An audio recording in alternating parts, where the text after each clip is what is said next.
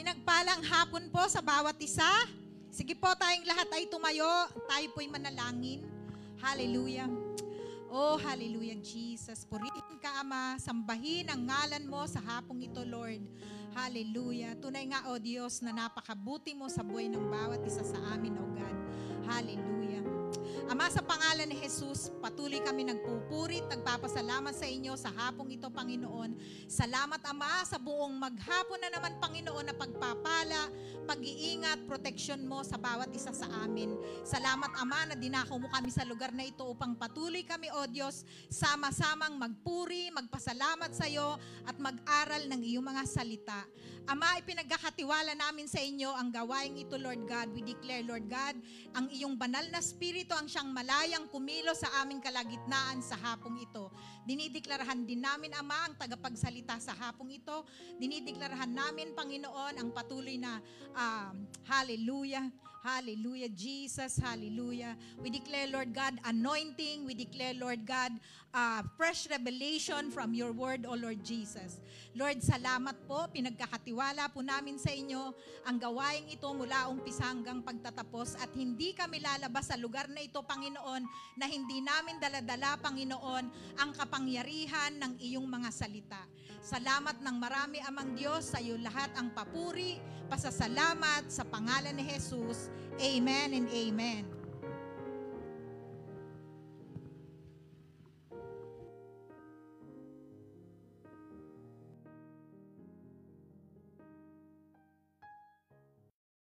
Hallelujah! Sige po, ibigay po natin ang pinakamainam na palakpak para sa Diyos.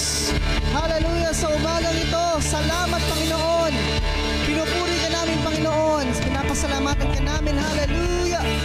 I know that each and every one of you is ready to give praise to God. Hallelujah! For He is good. Hallelujah! Thank you, Lord. Thank you, Jesus.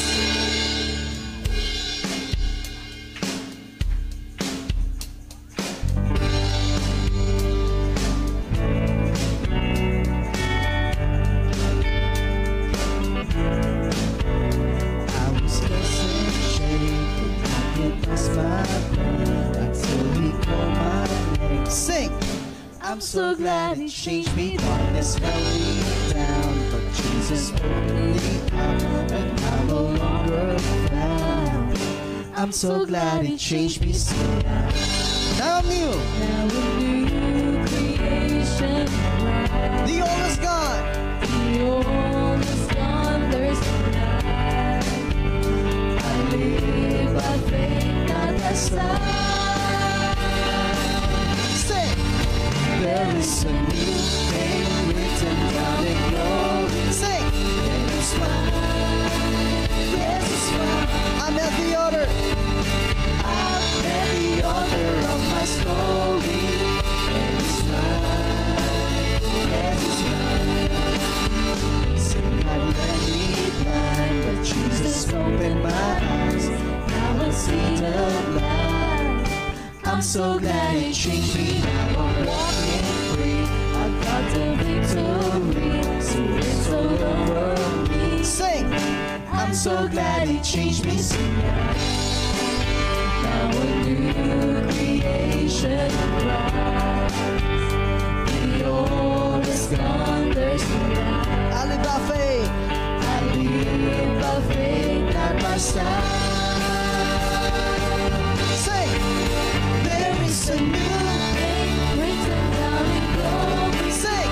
And it's mine, yes, it's mine.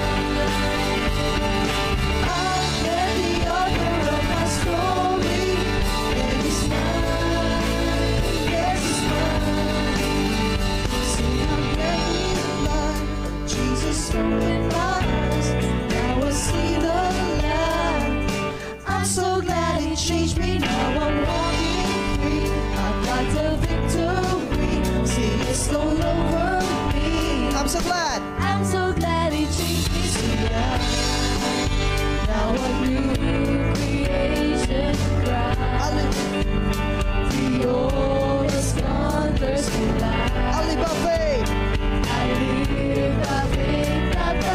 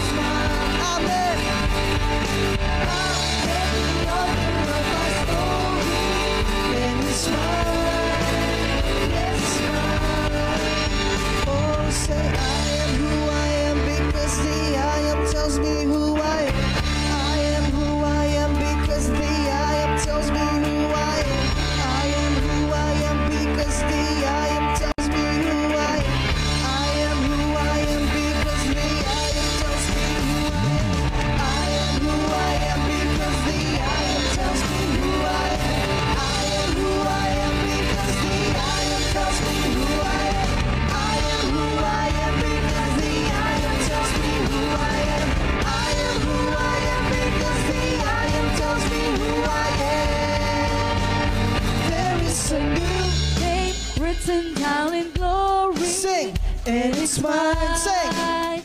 Yes, it's mine. I'm at the altar. I'm at the altar of my story, and it's mine. Yes, it's mine. There is a new day written down in glory, and it's mine. Yes, it's mine. I'm at the altar. I'm at the altar of my story, and it's mine. Yes, it's mine. It's a new name written down in glory, and it's mine. Yes, it's mine. I'm at the altar. I'm at the altar of my story, and it's mine. Yes, it's mine. And it's mine. Yes, it's mine. And it's mine. Yes, it's mine. Hallelujah. Truly, Lord, faith can move mountains. Hallelujah. Hallelujah. You are wonderful, Lord. We exalt your name, O God. Let your name be lifted up in this place, Lord. Lord, as we worship you, God, it's not about our emotions. It's not about what we feel today, but it's about who you are, Lord, in our lives. As we acknowledge your presence, we acknowledge your goodness, your faithfulness. In times of victory, Lord, and in times of trouble, in times of goodness and in times of sadness,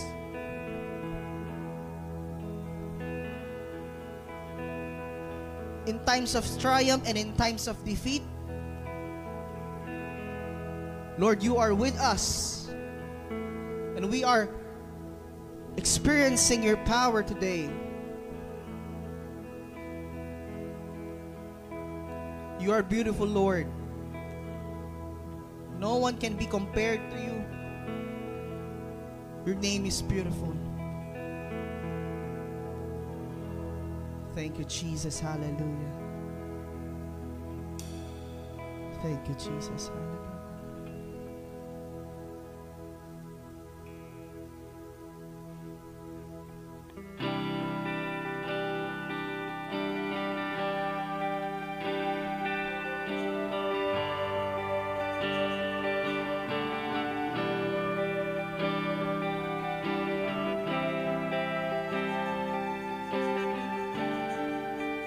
Who compares to you?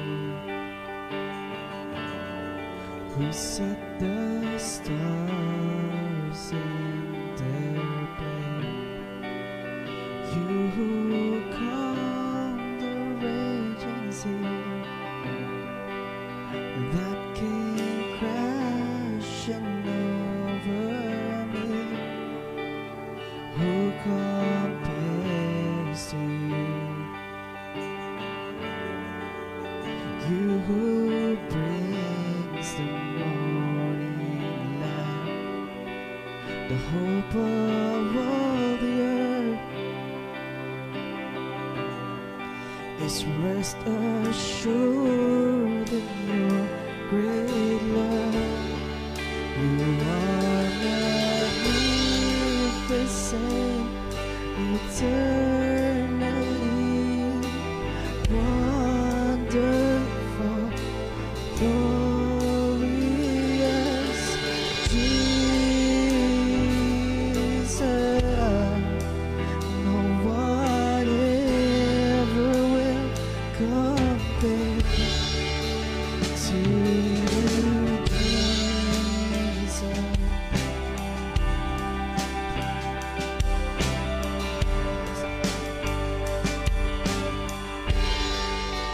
When the evening fades,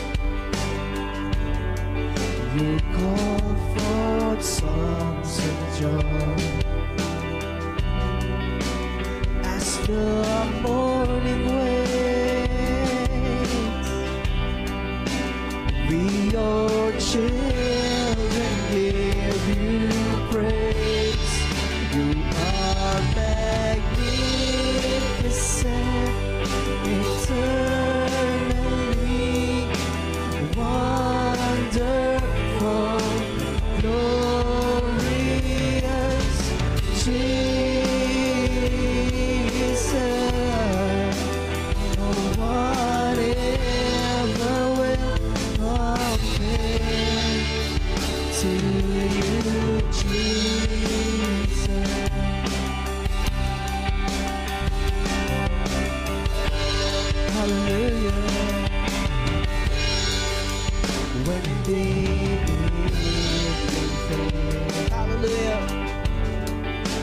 comfort, songs of joy as the morning wave. We are children, Lord. Your children give you praise. Say, you are magnificent,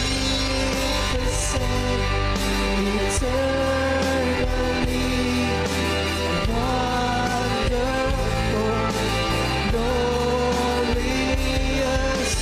Jesus. No one ever will compare. Say, you are magnificent, eternally wonderful, glorious Jesus. No one ever will compare to Jesus. Oh, no one can be compared to you. Hallelujah.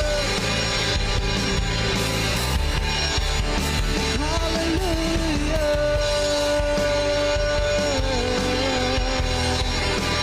No one ever will compare. You are magnificent.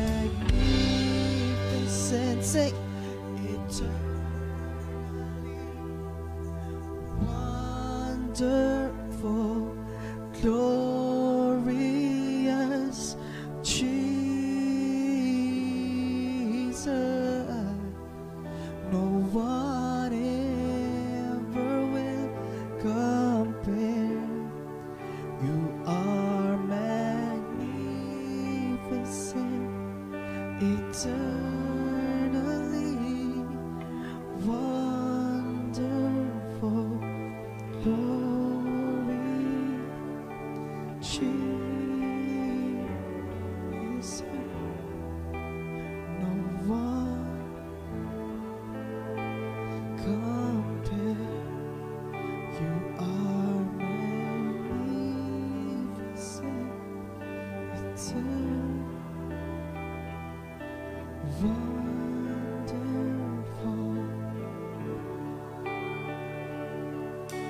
Jesus. No one ever will compare. You are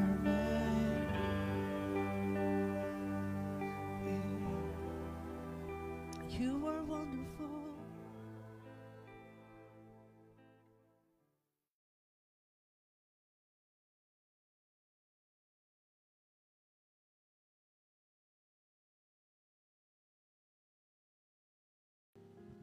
Sige po, ipanalangin po natin ang ating mga tithes and offering. Amen.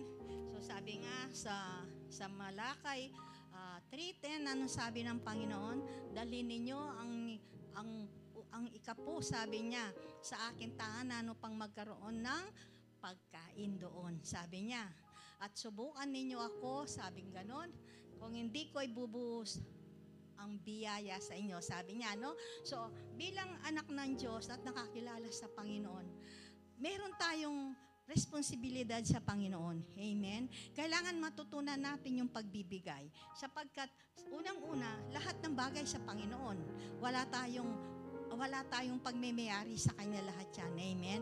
At ang mga pagbibigay natin ito, ito ay unang-una dahil mahal natin ang ating Panginoon. Amen? At pangalawa, sabi nga, test me. Ito ang susi upang ang tao ay, bawat Kristiyano ay mamuhay na sagana. Amen. O sige po, ipag-pray po natin ang ating mga tithes. Hallelujah, Panginoon. Sa oras na ito, tinatas po namin ang mga tithes and offering na ito. Panginoon, thank you sa iyong mga anak, Panginoon, na patuloy mong binibiyayahan, Panginoon. Maraming salamat po, Diyos. At ang mga tithes na yung offering na ito, Panginoon, ito ay magamit for the expansion of your kingdom, Panginoon. Dinedeklara din namin, Panginoon, sa oras na ito, Panginoon, more blessing sa mga anak mo, Panginoon, at yung protection sa lahat ng oras sa kanilang mga buhay, maging sa kanilang mga pamilya. Maraming salamat, Ama, sa ipong kapurihan, kapasalamatan sa pangalan ni Jesus. Amen. Hallelujah. So tayo po, darako sa ating mensahe. Amen. Isang magandang hapon po sa lahat at lalo na maging sa mga nasa online. You are all blessed po. Amen. So dito, ang ating mensahe ngayon ay patungkol sa kapayapaan. Amen. Sa panahon ngayon na itong nakikita natin sa mundo, di ba?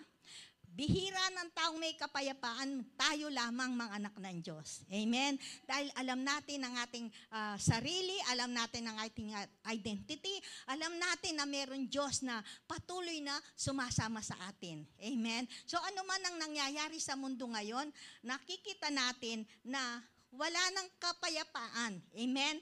Puro na lang kaguluhan. Sabi dito sa ating mensahe, sabi niya, the 7 secret of experiencing peace. Paano natin ma-experience ang kapayapaan? Paano natin ma-experience yung kapayapaan sa gitna ng mga kalamidad? Amen? Sa gitna ng mga kakulangan, ng mga pagsubok sa ating mga buhay. Ang sabi dito, Jesus is the source of peace. Amen? Si Jesus lamang ang tanging source ng kapayapaan. Amen? Without a relationship with Jesus, there will be no peace in our life. Tama po yan. Amen po. So, walang kapayapaan na maranasan ng tao sa kanyang buhay kung walang relasyon sa Panginoon. Amen? Sapagkat sabi niya, kung tayo ay namumuhay para sa sarili lamang natin without the relationship in Christ, worries and fear ang maghahari sa atin. Magte-take place sa atin. Amen? Kaya sabi nga, only Jesus, doon lamang natin maranasan ang tunay na kapayapaan. Amen? So, we must have a relationship in Christ. Now, sabi niya, what does Jesus, ano ba ang binigay ni Kristo when He was nailed on the cross? Amen? Jesus gave the piece of the cross, not the piece of the crown. Amen? So sabi niya, what the word give is a short, ang binibigay ng mundo ay pansamantala lahat. Pansamantalang kasiyahan, pansamantalang yung buhay mo, masarap, maganda ang buhay mo, pero lahat yan ay pansamantala lamang. Amen. Pero ang Panginoong Yesus, ang binibigay niya ay long life, peace, amen, hanggang sa ngayon, bukas, ngayon, at kailanman, yung eternal peace ng Panginoon. Amen? Ang ating may experience. Now, sabi niya, how can we experience true peace? Paano natin may experience yung tunay na kapayapaan sa buhay? Lalo na kung sa panahon ng paghihirap, ng mga pagsubok, ang dami mong iniisip, ang dami mong iniintindi. Amen? Tapos sabi dito, number 1, kailangan, sabi niya, be understanding of the situation of others. Amen? So, napaka-importante ito na maintindihan natin ang sitwasyon ng bawat tao. Huwag lang yung sitwasyon natin ang ating intindihin. Amen? Kailangan matutunan natin intindihin yung sitwasyon ng iba. Sabi nga, how do we attempt to understand the situation of the people so that we can forgive when they sin against it? Amen? We can do this in 2 ways, sabi niya. First, let us not be quick to judge. Amen? Second, sabi niya, let us put ourselves in their situation. Sapagkat, tunay nga, hindi mo maintindihan ng tao kung wala ka sa sitwasyon niya. Amen? Ang daling sabihin, kaya mo yan. ganyan talagang buhay. Pero kapag ikaw mismo yung nandun sa sitwasyon, hindi mo rin maintindihan kung paano. Amen? Kaya sabi niya, kailangan ilagak mo ang sarili mo sa sitwasyon. Kasi kung ilagay natin ang sarili natin sa sitwasyon ng iba, amen? Maiintindihan natin bakit ang taong ito ay ganito. Bakit ang taong ito ay nanaranasan ng ganito. Amen? So sabi niya, let us put ourselves in their situation. So we be angry, sabi niya. Kung minsan nagagalit ka sa tao, amen, you can become angry so easily at our neighbors because we do not give space, amen, to understand their circumstances. Amen? Kung minsan nakikita mo, hindi mo na yung mga sitwasyon ng mga kapwa mo. Amen? Kung minsan may nangyayari, may nagagawa sa iyo ang isang tao. Amen? Kaagad anong ginagawa natin? Nagagalit. Amen? Agad tayong magalit, di ba? Pero sabi dito, upang magkaroon nga naman kapayapaan ng isang tao, kailangan yung kalmado ka. Amen? Kailangan lagi mong naintindihin yung tao na gumawa sa iyo ng ganyan. Unang-una kasi, minsan nagagalit ka, ay itong taong ito ganito, gusto natin na yung ugali natin na makita sa kanya. Amen? Yun ang napakahirap at yun ang nagbibigay ng galit sa tao. Amen? Kasi hindi mo maintindihan eh. Ang nakikita mo, yung ginawa niya sa'yo. Pero hindi mo nakikita ano bang root ng pagiging ganun na ugali ng isang tao. Amen? Kailangan maintindihan din natin. Amen? Hindi lang tayo basta mag-judge, ay ganito kasi ito, ganito kasi ito. Amen? Kailangan yung pag-unawa, laging nasa atin. Amen? So number 2, sabi niya, be generous to those who are in need. Amen? So sabi nga, hindi lahat pinagpapala materially ng ating Panginoon. Amen? Kung minsan, yung iba, kapag na-bless na sila, ang sasabihin, inaangkin na nila yung pagpapalang iyon na pinagtrabahuan nila, pinagsikapan nila. Amen? Pero sa totoo lang, ang lahat ng bagay yan ay nangyayari dahil sa kalooban ng ating Panginoon and always for a purpose. Amen? Pinagpala ka ng Diyos dahil may purpose yon. Amen? Hindi lamang pinagpala ka para sa sarili mo. Hindi. Pinagpala ka upang dumaloy sa ibang tao na nangangailangan. Amen? At ang Diyos ay ginagamit ka sa bagay na iyon. Amen? Hindi lang para sa ating sarili. Amen? Sabi nga dito, give as much as you can. The reason why there is no peace in the world is because love dictates it. You give this most beautiful, the most valuable, let us do it more than what is expected. And if we will give, let's do it now. Amen? Kung ikaw ay gagawa, wag mo nang gusto mong tulungan yung tao. Nakita mo yung tao ganito, gusto mong tulungan, ay bukas na lang. Wag mong ipagbukas. Sabi niya, now, ngayon ang kailangan niya. Hindi bukas. Baka mamay bukas wala na. Oh, amen? So, kailangan do it now. Sabi ng Panginoon, kung ano mang nais mong gawin sa buhay mo para sa iba, pagtulong, ngayon na, tumulong ka na. Wag mong ipabukas, wag mong, ay saka na ako tutulong. Kasi, ang bukas, ay hindi mo alam kung ano na yung pangyayari. Amen?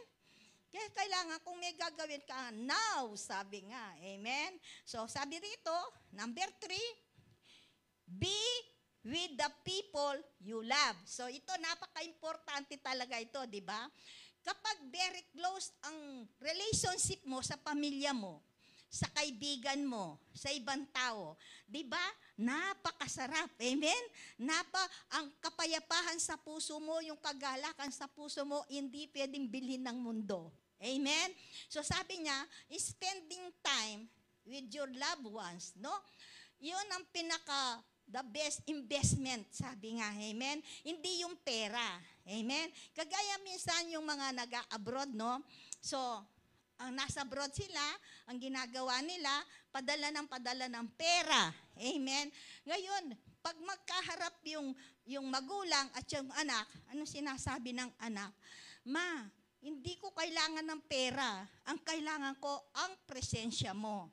Lalo yung mga bata, yung mga kaibigan ko, pag mayroong sa school, kasama nila ang pamilya nila, ang parents nila. Ako wala. So, napaka-importante yung spending time kesa doon sa bigyan mo ng bigyan pera na wala ka naman. Amen? So, sabi nga, kailangan, life is so short. Amen? So, kung ano yung nais mong gawin, kailangan, hindi ka na magdalawang isip.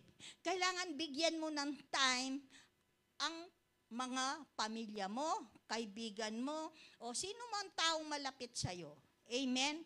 Kasi hindi natin alam kung bukas o makalawa, nandyan pa sila. Amen? So gusto mong makipag-banding sa kanila, wala na sila, anong magagawa mo? Diba? So kailangan, sabi niya, kapag kailangan natin magkaroon ng time na spend our time sa mga pamilya natin. Amen? So sabi dito, spend time with your loved ones, time not money, is the most important investment in a relationship. Amen? This is an asset that we all have equally. The rich have 24 hours. Meron silang 24 hours. Tayo, yung mga poor, meron din tayo silang 24 hours. Minsan, nakikita mo dito yung talagang all is equal sa harap ng Panginoon. Amen?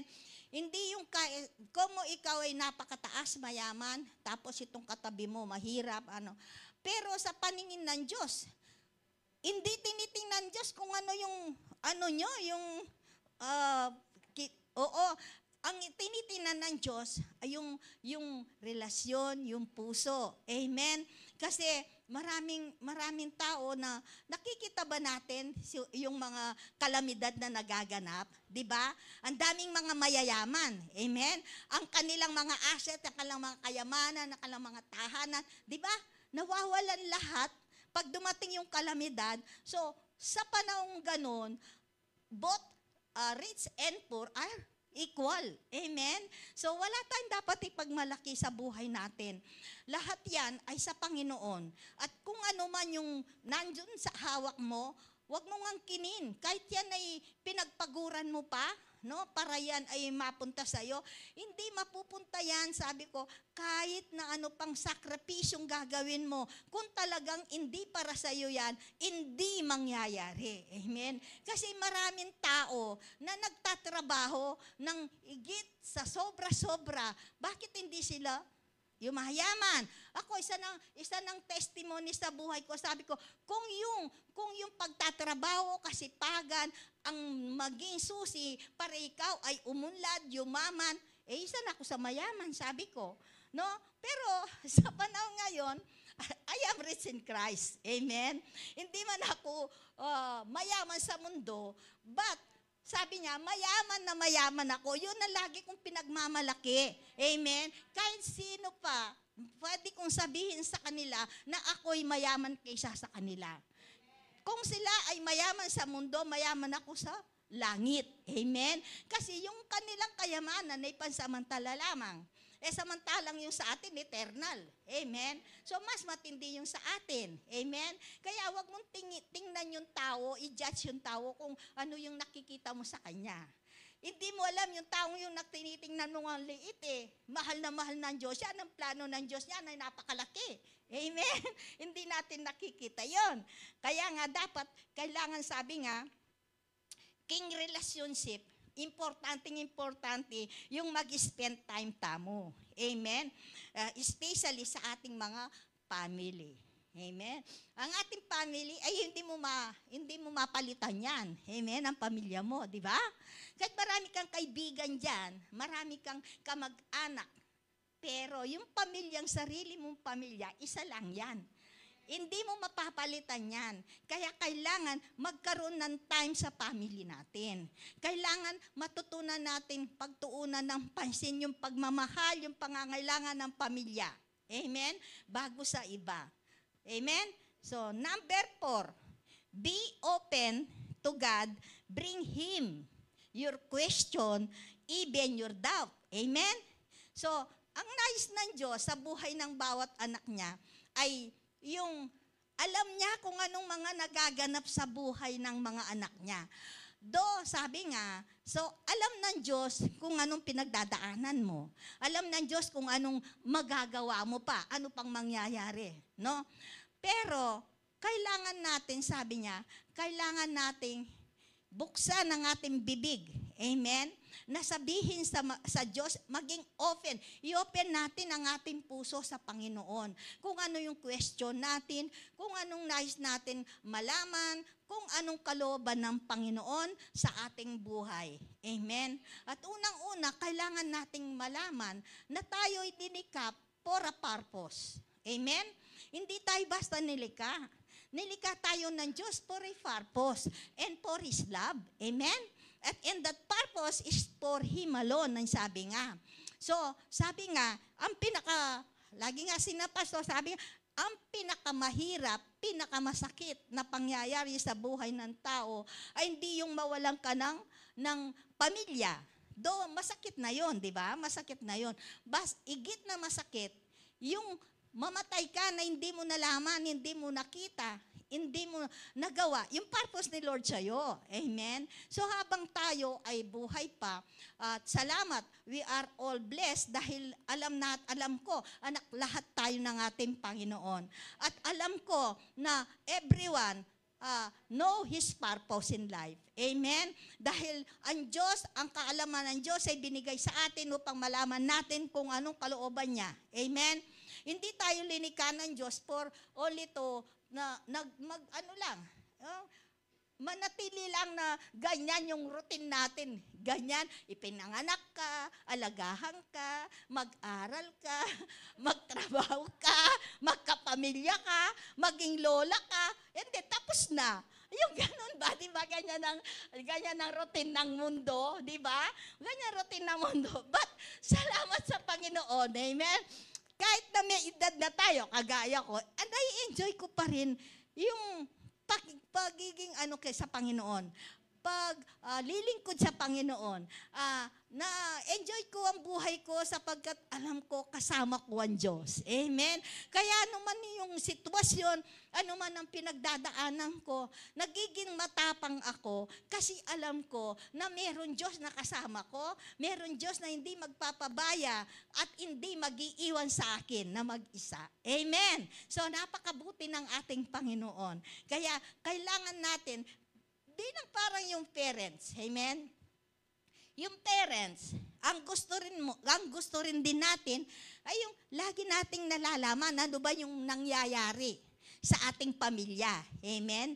Ganon din ang ating Panginoon. Dahil pamilya niya tayo, kaya ang nais ng Diyos, lagi tayong nagsasabi sa Kanya. Lagi nating ino-open ano ba yung sitwasyon, ano ba yung doubt natin, o ano ba yung nararanasan natin. Kailangan natin sa Panginoon, i-open sa Panginoon. Yun ang gustong-gusto ng Panginoon. Yung pakialaman ng buhay ng bawat isa. Amen?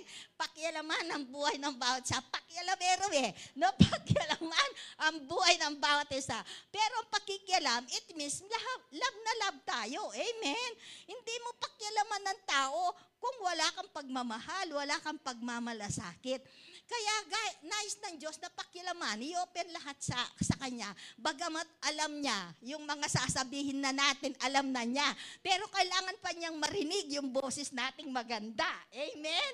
Yung makita niya sa atin yung pananampalataya natin. Na naniniwala tayo sa Kanya, sa Kanyang mga salita. Amen? Makikinig tayo sa Kanya. Kung ano yung sasabihin niya sa atin. Para yung napakasarap yung anak, magsabi sa magulang, di ba?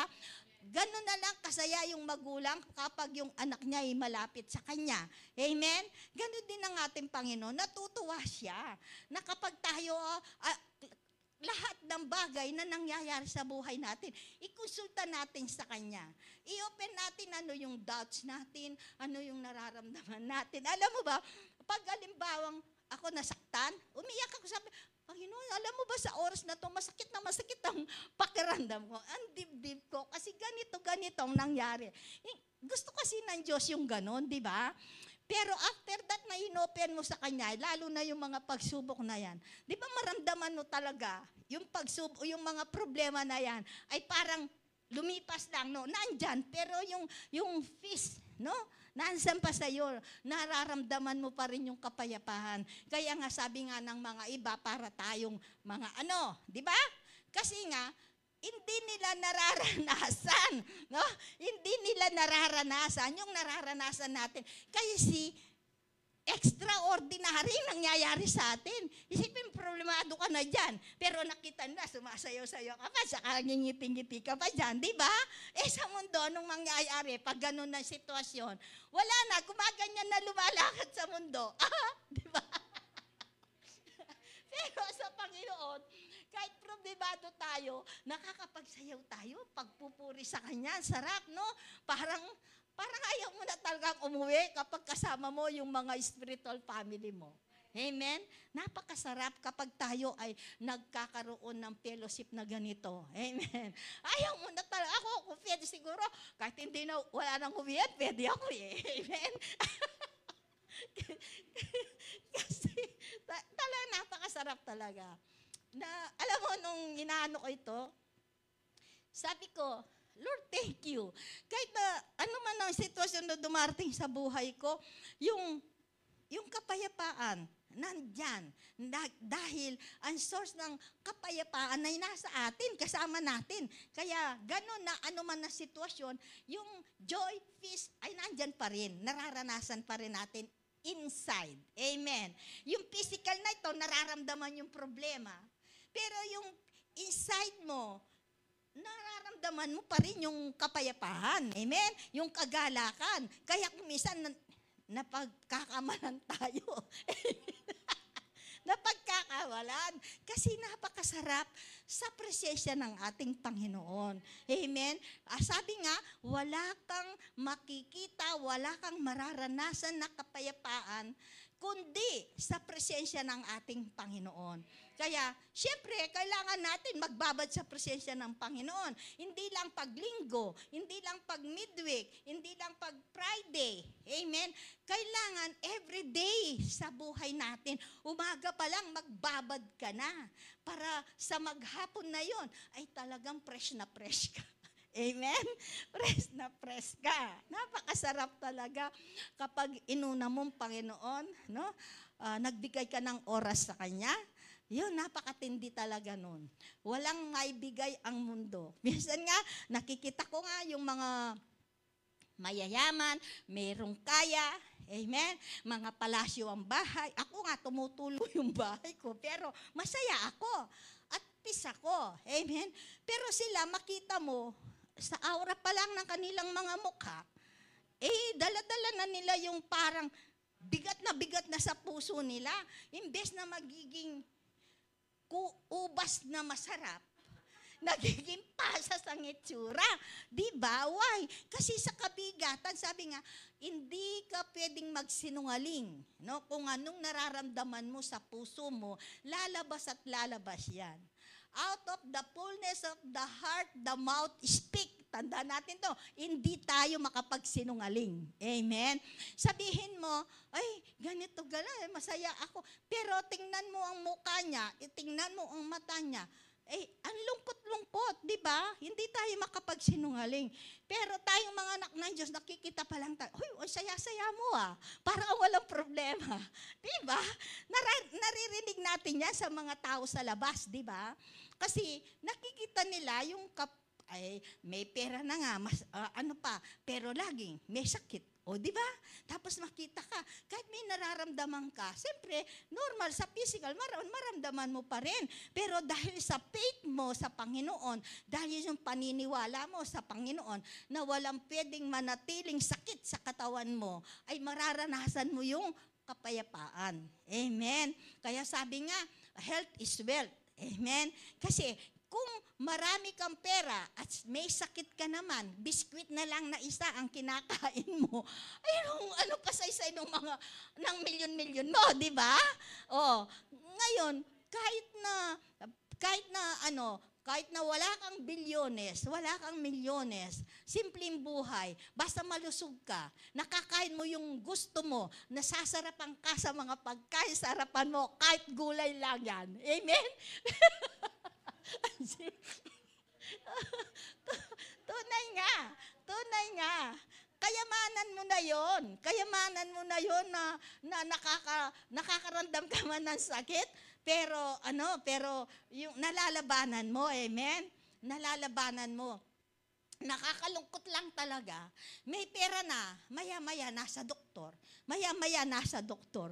Tapos, kung iba-ibang doktor. Kaya sabi ko, buti ka pa.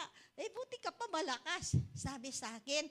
Ang sabi ko naman, kaya ako nagiging malakas dahil yung presensya ng Diyos sa buhay ko. Sabi ko. Kasi, kung intindihin ko, pakikigang ko, yung nararamdaman ko sa katawan ko, siguro lagi rin ako sa doktor, sabi ko. Pero napakabuti ng doktor ko, sabi ko. Talagang the source of healing is Jesus, sabi ko, no? Kaya kung ano mang nararamdaman mo, kaya mo yan labanan, kaya mo yan palayasin sa iyong katawan. Amen? Sapagkat you are, yung ano ka ng templo ng banal na espiritu, ang katawang yan. Walang karapatan ng mga negatibong bagay, walang pwedeng mag-insert ang kalaban sa iyo na hindi mo kayang labanan. Kaya mong labanan anuman yung pagsubok na dumarating sa ating buhay. Amen? Sapagkat ang Diyos ay kasama natin. He will never leave nor forsake us. Sabi niya, sasamahan ko kayo hanggang sa dulo ng walang hanggan. O, ano pa ba yung ihilin mo sa buhay mo? No, kundi yung kapayapaan, huwag kang pa-stress sapagkat nakakawala ng ganda yon. Amen? Totoo po yan. Kasi kapag ang stress ay inintindi mo, ay walang mangyayari sa buhay mo, hindi ka maka-step over.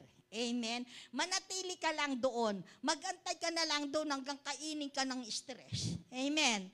So, napakabuti ng Panginoon and we are all blessed na we have a relationship in Christ. God is with us. The source of joy and peace is with us. Amen. Kaya wala tayong dapat ikalungkot. Amen. Always joy, joy, joy. Amen? Joy, joy. Ayan. Chicken joy. Diba? Sarap. Chicken joy. Oh, ano pang gusto mo?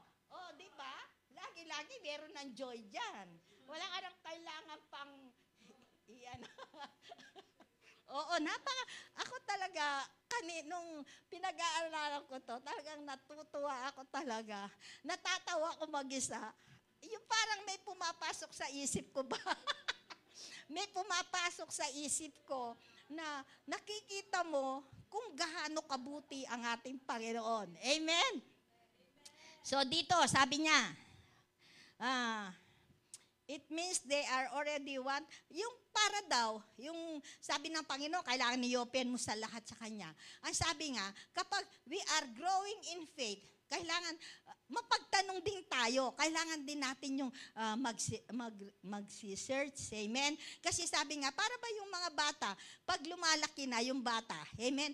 Pag lagi na nagtatanong yan, gusto niya malaman na lahat yung mga nasa kapaligiran niya, no? Ganyan din tayo. Amen? Kaya maganda yung lagi kang nag-o-open sa Panginoon. Sabi niya, the more you have opened wider to God about our life, the more we will feel His strength and peace.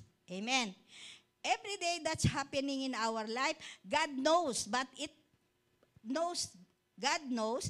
but we have to talk to tell to Him our worries, our fear, or any trials that we are experiencing and entrust all to Him. For only in God present we can experience true peace and strength. As in Philippians 4:4 says, I can do all things in Christ who strengthens me. Amen? Dahil ka sa kalakasan, pinagkakalob ng Diyos sa akin, magagawa ko ang lahat. Amen? So, number 5 na tayo, be attentive to your physical needs. Amen? physical needs. Amen. Sabi dito, we should be responsible for our own physical well-being. We have to take care of ourselves by addressing our physical requirements. Amen. Huwag tayong matigas ang ulo. No? Huwag kainin ng bawal. Amen. Kahit ba gustong-gusto mo, kailangan yung bawal ay bawal. Amen. Pangalagaan ng ating sarili. Amen. Sarili. Pangalagaan. Diba? Huwag matigas ang ulo. Kailangan yung bawal. Amen. Tapos sabi niya, for good physical conditioning, we need to make our physical appearance neat, eat the right kind of food, get enough sleep, or rest, exercise regularly, and have fun. Amen? Para daw maging maganda ang ating buhay, masaya ang ating mag-exercise ka. Amen? Ako mag-exercise ako nga dyan. Exercise, Zumba. Amen? Kasi ako, tinatamad kasi akong maglakad-lakad. Yun ang ko, kailangan mag-exercise ako. Amen? Huwag magpuyat. Huwag magpuyat sa phone. Amen? Ayun. Ay, sarili ko nito. Ko sa mga, sa laro. Amen? Yun, ganon. And then, sabi dito, don't get too much distress when things went wrong and not the things we want to happen. Amen? Tama yun, di ba? Kung minsan, yung gusto mong mangyari, hindi nangyayari, naiinis ka. Amen? Kailangan wag kang pa-stress. Bakit kaya nangyari pa ito? Bakit kaya hindi pa yung ganyan naging gusto kong gawin na ito, hindi nangyari? Di ba? Ay, stress ka, nawawala ang ganda mo. Amen? Nawawala yung anointing ni Lord sa itsura mo. Amen? Kaya wag po tayong pa-stress, mga kapatid. Amen? Lagi nating isipin, we are loved by God. Amen? We are like God. Amen? Yung anointing, nagmamanifest sa mga anak ng Diyos, yung beauty. Ne? Yung beauty ng Lord. Amen? Nagmamanifest sa kanyang mga anak. Amen po. Ang sabi dito, don't get too much stress. Sabi dito, remember, health is wealth. We are considered rich if we have good health. Amen po. We are considered rich kapag tayo ay malusog. Amen. Number 6 po, be totally committed to what you do. Amen.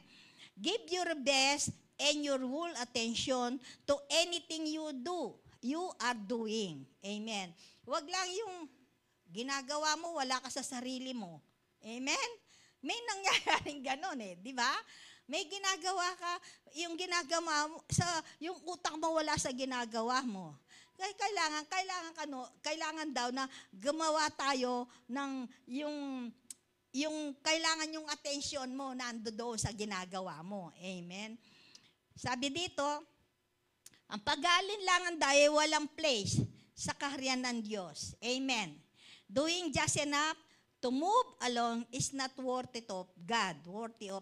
Everything we do must be worth offering to the Lord. Kailangan yung mga ginagawa natin, kailangan lagi nating isipin yung mga ginagawa natin, it gives glory to God. Amen? It does not give glory to ourselves. Amen? Kasi marami po yung mga gumagawa. Amen? To glorify themselves. Amen? But tayo bilang anak ng Diyos, kailangan kapag gumagawa tayo, hindi para sa sarili mo, kailangan unang-una, lagi mong tandaan, yung gagawin mo ay to glorify God, not yourself. Amen. So dito sabi niya, everything we do must be worth of offering to the Lord. Amen. Diba? Kahit na yung ginagawa mo, worship sa Panginoon yun. Amen. Kung ano yung ginagawa mo. Sabi dito, Colossians 3:23, and say, whatever you do, work heartily as for the Lord and not for men. Amen. Kung anong ginagawa daw natin, huwag nating isipin para sa tao. Ang ginagawa natin, lagi isipin natin ay para sa Panginoon. Amen. To glorify God, to give thanks and glorify to His name. Amen. So, number 7 po, patapos na. Be trusting of God. Sabi dito, put your whole trust in Him. Only to God can we entrust our life today, our life tomorrow, and our life in eternity. If this assurance is in you, you will experience true peace. Amen. These thoughts become part of who we are. May we experience the true peace and never ending. Amen po. So dito, sabi nga, it is also very important having unity in the spirit. Our spiritual connection unites us into the one faith and one family that produces peace and joy in God's presence. Ito po sinasabi ko kanina, di ba? Napakasarap kapag kasama mo yung mga kapamilya mo, spiritual family mo. Amen? Yung mga fellowship natin, Bible study natin, yung basta nagkasama-sama yung mga Kristiyano, yung mga anak ng Diyos. Napakasarap, napakasaya. No? At siya yung makita mo talaga yung true joy and peace. Amen. So sabi nga doon sa Ephesians 4:3, pagsakitan ninyong ingatan ang pakikipag-isa sa spirit na tali ng kapayapaan. Endeavoring to keep the unity of the spirit in the bond of peace. Amen.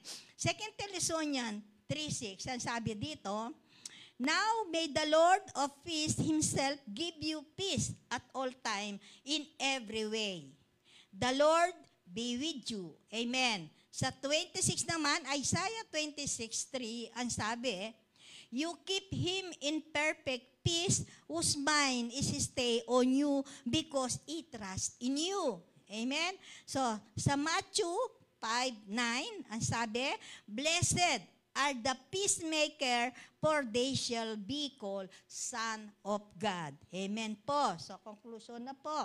As a children of God, no matter what's happening in your life, we must trust God and His promises. Amen? Sapagkat ang Diyos ay faithful ang Panginoon. Lahat ng mga pangako niya sa kanyang salita, ito po ay nagaganap at nangyayari. Amen. Sabi dito, in the presence of God is the only place where we can experience true peace na kahit ano pa ang pinagdadaanan natin. Just remember the secret of peace. We must have understanding of the situation of others. Be generous to those who are in need. Be with the people you love. Be open to God. Bring Him to your question and doubt. Be committed to what you do. Be attentive to your physical health and be trusting God. Amen po. Meron pa natin una. Amen. So tapos na po.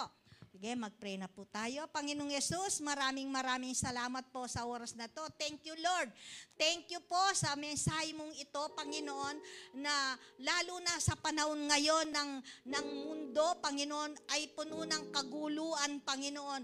But thank you, Lord. Kaming mga anak mo, Panginoon, ay nasa piling mo, nasa presensya mo. We still, Lord, experience peace and true joy, true peace, Panginoon, in your presence. Dahil sa presensya mo lamang, Panginoon, namin matatagpuan ng mga ito. Hindi namin matatagpuan ito sa anumang bagay sa mundo, Panginoon. Maraming salamat sa iyong kadakilahan. Maraming salamat sa mga mensahe mo na binibigay sa amin, Panginoon. Maraming salamat sa kaalaman na kung paano kami mabuhay, na may kapayapaan sa aming buhay, kanuman ang aming sitwasyon, ano man ang pinagdadaanan namin, lalo na, Panginoon, sa oras na to na ang mundo is gulong-gulo na, Panginoon. At maraming salamat po, Panginoon, sa patuloy mong patnubay sa bawat isa. Dinedeklara ko po ang kapayapaan sa bawat isa, Panginoon. Ang kapayapaan, kagalakan, pagpapala at proteksyon mo sa bawat anak mo, Panginoon, ay patuloy namin maranasan ito because you are with us, O God, in the name of Jesus. Thank you for your love. Thank you for your unfailing love, Panginoon. Salamat po sa proteksyon and safetyness in Jesus' name. Amen. Hallelujah.